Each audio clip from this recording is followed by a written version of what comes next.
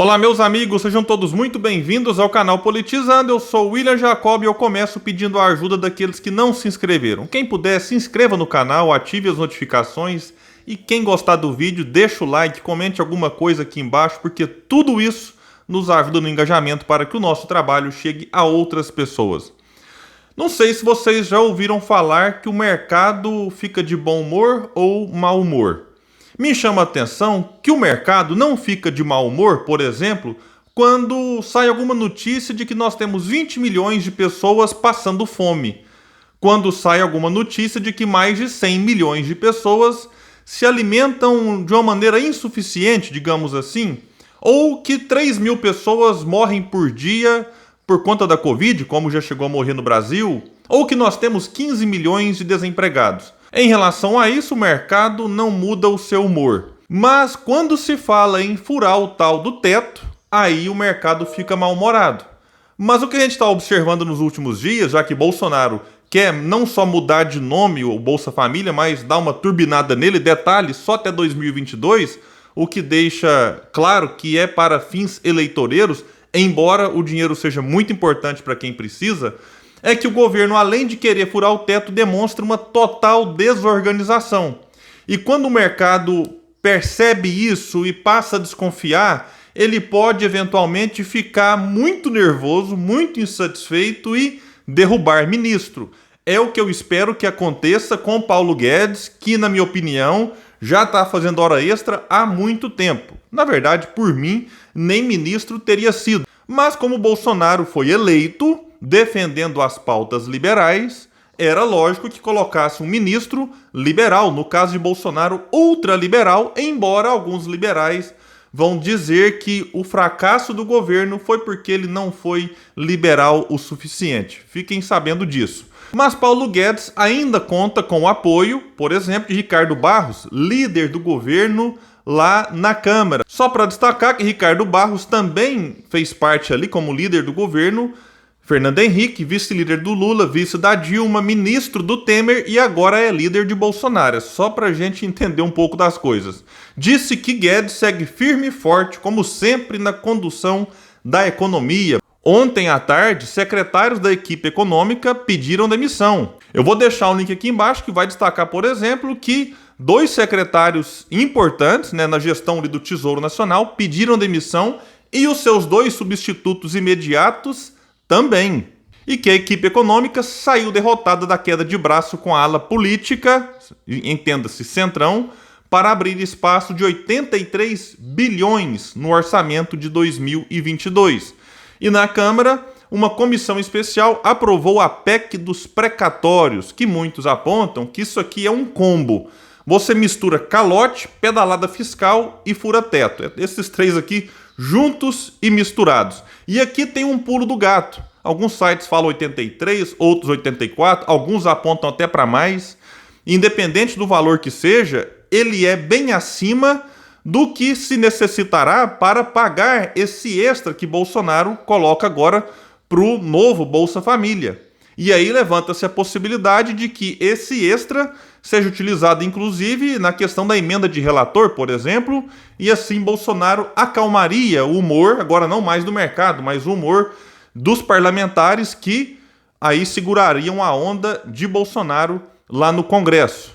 E aqui tem outro pulo do gato, que é esse Bolsa Família turbinado, até 2022, pode lá na frente ser usado como argumento por Bolsonaro para tentar causar medo nas pessoas. Prática utilizada por quem? Pelo PT. Que em eleições passadas diziam que se outro candidato ganhasse, não fosse alguém do PT, o Bolsa Família deixaria de existir. E aí as pessoas com medo votavam no PT para garantir o Bolsa Família. Bolsonaro, ano que vem, pode usar o mesmo argumento. Olha, eu briguei lá atrás por vocês, briguei com o mercado e tal, e se outro presidente for eleito, ele vai tirar esse extra. E aí esse ponto pode ser realmente explorado politicamente no ano que vem. Repito, não estou desconsiderando a importância dele na vida das pessoas, mas, infelizmente, tudo isso está sendo feito de uma forma interesseira, de uma forma atabalhoada, desordenada, desorganizada. Inclusive em relação à ajuda que Bolsonaro está prometendo para os caminhoneiros, de R$ 400, que gerou uma fortíssima reação deles, que estão aí com uma paralisação programada para o dia 1º de novembro. Sobre esse extra de 400 para os caminhoneiros, a Confederação Nacional dos Trabalhadores em Transporte e Logística informou que repudia o que chamou de auxílio diesel de R$ 400 anunciado por Bolsonaro. Abre aspas. Ao invés de tratar a causa, quer tratar o efeito colateral dela.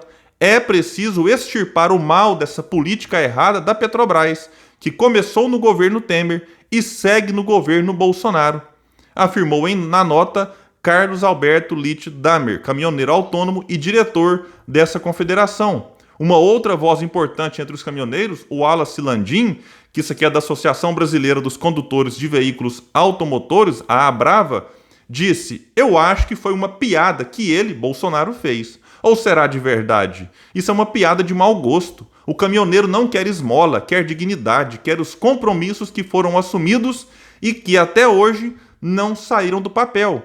E sobre os combustíveis, Bolsonaro está num ciclo desastroso para ele. Porque o combustível hoje, nessa nova política de preço de Temer para cá, a gente pode dizer que está dolarizado. Então, na medida em que o dólar sobe, o combustível sobe. E aí, quando o Bolsonaro toma essas medidas aqui totalmente desorganizadas, repito, sem um plano, sem um projeto, sem diálogo aberto com a sociedade, isso gera instabilidade no mercado e o dólar sobe. O dólar subindo, o combustível sobe de novo. Então ele entrou num ciclo, olha, muito difícil realmente de sair.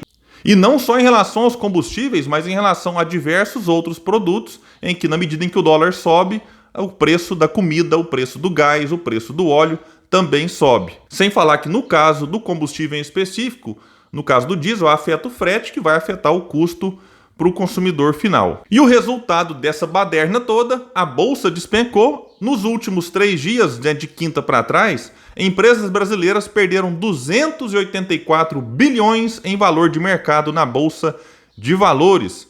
O dólar subiu, aqui nesse caso, o Paulo Guedes achou bom, porque o dele está guardado lá fora e quando o dólar sobe, ele ganha uma grana boa. O dólar fechou em alta de 1,92%.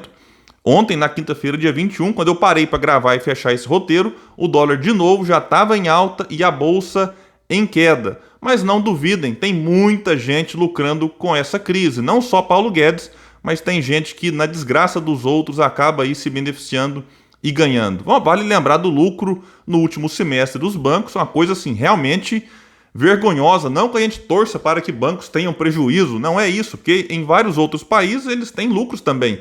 Mas o que acontece no Brasil é realmente, a gente pode dizer sem medo de errar, é praticamente, vou usar esse termo aqui para não me comprometer, um assalto ao bolso do povo brasileiro.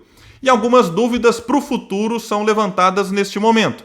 Será que, baseado nesse prejuízo que Bolsonaro está causando aí numa elite financeira, eles podem pesar a mão para que a chapa Bolsonaro-Mourão seja cassada?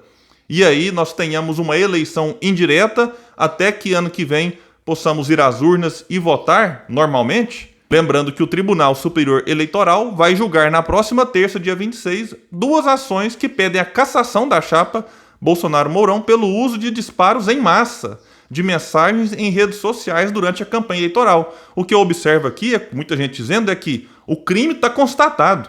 A questão é se há espaço político para que isso ocorra neste momento. E outra dúvida que fica, se Guedes cair, o que me parece não é questão de se, mas quando, quem será o seu substituto?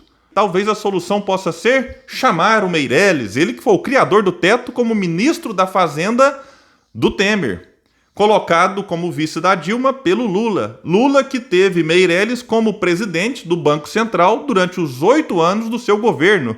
Só mais um detalhe, Meirelles, que na mesma eleição que Lula foi eleito presidente pelo PT, ele, Meirelles, foi eleito deputado federal pelo PSDB, partido do então candidato José Serra. E agora Meirelles está onde? Secretário da Fazenda de João Dória, e Lula, na coletiva feita em Brasília, disse que vai que lá na frente ele e Meirelles podem se reencontrar. E aí Meirelles é realmente uma figura curiosa, não estou nem aqui dizendo que quem faz parte desse ou daquele governo é criminoso, não, é realmente algo curioso a gente observar como que Meirelles transita bem entre diversos governos, e quem poderia entrar para salvar Bolsonaro talvez Temer, que fez aquela carta depois do dia 7 de setembro, acalmando todos, né, e pacificando a relação Bolsonaro-Moraes. Como Temer já teve Meirelles de ministro, talvez Temer entre em ação de novo, colocando Meirelles para ajudar agora Bolsonaro. E aqui, meus amigos, eu já deixei aqui claro várias vezes, o teto, para mim, impede o país de crescer. Isso não quer dizer que deva ter a farra fiscal, gasta do jeito que quiser. Não, mas é preciso achar um meio termo para ter a tal responsabilidade fiscal, mas sem comprometer coisas essenciais. Esse aqui é um ponto importante. Agora, o problema do Bolsonaro é que ele foi eleito baseado no meu teto, minha vida. Enquanto candidatos como Ciro Gomes, naquela ocasião, já avisavam, o teto não se sustenta, esse teto é impossível, sem falar que isso aqui não existe em nenhum lugar do mundo, só no Brasil. E o Ciro até reforça, nem na literatura. Então isso aqui é um negócio que foi inventado aqui no Brasil e virou um dogma, não se discute e ai de quem fale contra. Como o Ciro falou em 2018 e ainda fala hoje, acaba sendo bombardeado por muita gente, acusando o Ciro de que se for eleito, vai causar aí uma farra, uma gastança, enfim, coisa que realmente não faz parte do perfil do Ciro, até porque não é nenhum novato na política, já foi pegando cargos do executivo apenas, prefeito, governador e ministro da Fazenda, e ele até reforça que na sua vida nunca teve um dia de déficit. Então a gente tem que observar como vai ficar o mercado daqui para frente. O Eduardo Moreira gravou um vídeo muito bom, eu vou deixar o link aqui embaixo, falando que nós teremos aí realmente meses desastrosos pela frente, enfim. Bom, meus amigos, eu fico por aqui. Qualquer grande novidade em relação a esse assunto, eu trago aqui para vocês. Até o próximo vídeo no canal Politizando.